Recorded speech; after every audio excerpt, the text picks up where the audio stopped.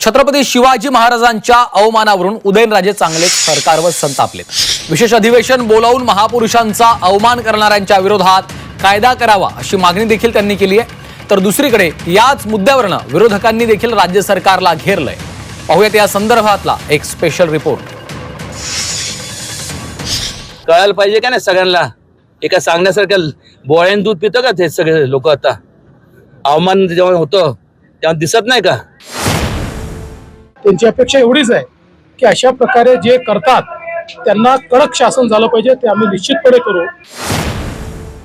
महापुरुषाचा अवमान करणाऱ्यांना सरकार पाठीशीच घालते आहे असं चित्र महाराष्ट्रात आहे। त्यामुळे उदयनराजे बोलले ते खरं बोलले। काही दिवसातच आपल्याला लक्षात येईल की यांच्या सर्वांवर कारवाई झालेली असेल।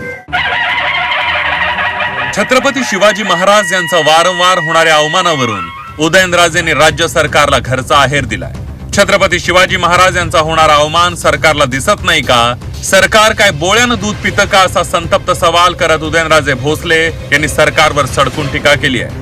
तुम्ही त्याच पक्षाचे खासदार आहेत, मुख्यमंत्री आहेत, तुम्ही जाऊन त्यांच्याशी एक लक्षात घ्या, वारंवार किती वेळा सांगायचं, एकदा सांगायचं, दोघांना ऐकत नाहीत असं तुमचं ऐकत नाही। पण त्यांनी ऐकलं पाहिजे, ऐकणं म्हणण्यापेक्षा त्यांना कळायला पाहिजे का नाही सगळ्यांना, एका सांगण्यासारखं बोळ्यान दूध पितं का ते सगळे लोक? आता अवमान जेव्हा होतं तेव्हा दिसत नाही का? छत्रपती शिवराय हे आमचे आराध्य दैवत आहे आणि आम्ही छत्रपती शिवरायांचा मान सन्मान स्वाभिमान राहावा याकरता जे लागेल ते करेल। खरं म्हणजे उदयन महाराजांना निश्चित प्रश्न विचारण्याची अधिकार आहे आणि मला देखील ते भेटले आहेत।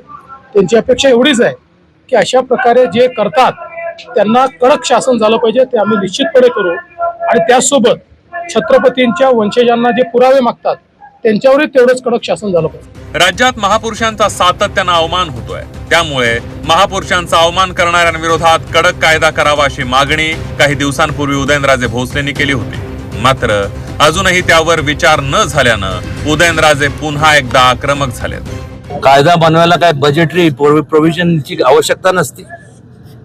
हे मागच सांगितलं होतं की मोकोका सारखा जो कायदा आहे, कॉग्निझेबल आणि नॉन बेलेबल, किमान एक 10 वर्ष सक्त त्याला शिक्षा लागू झाली पाहिजे, असा कायदा अजूनपर्यंत पारित केला नाही।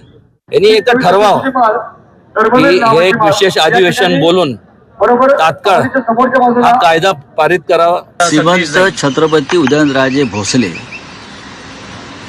हे फार लॉजिकल बोलतात आणि त्यानुसार ते बोललेले आहेत। मगाशी ज्यांना कुणाल कामराला पाय ठेवू द्यायचा नाही असं जे म्हणतायत, त्यांनी प्रशांत कोरटकर विषयी काय भूमिका घेतली?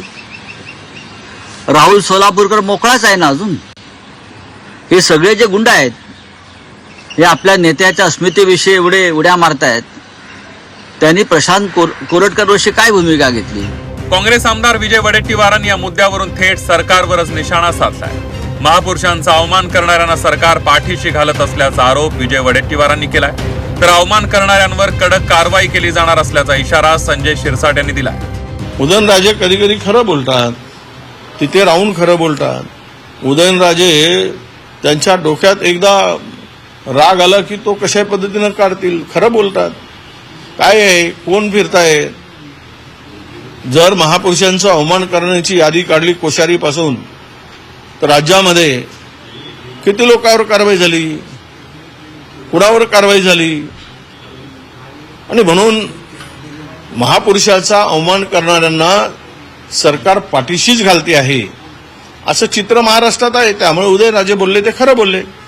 छत्रपती शिवाजी महाराजांच्या बद्दल असेल, डॉक्टर बाबासाहेब आंबेडकरांच्या बद्दल असेल किंवा इतर कोणत्याही महापुरुषांबद्दल कोणतंही विधान, चुकीचं विधान जर कोणी केलं तर त्याच्यावर कडक कारवाई ही केली जाते।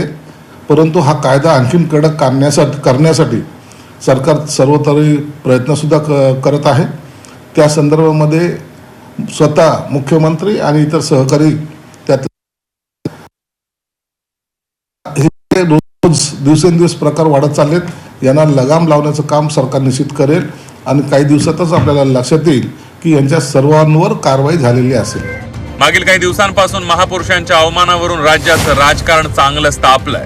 दरम्यान यावरून सत्ताधारी आणि विरोधकांमध्ये आरोप प्रत्यारोपांच्या फैरी रंगल्यात.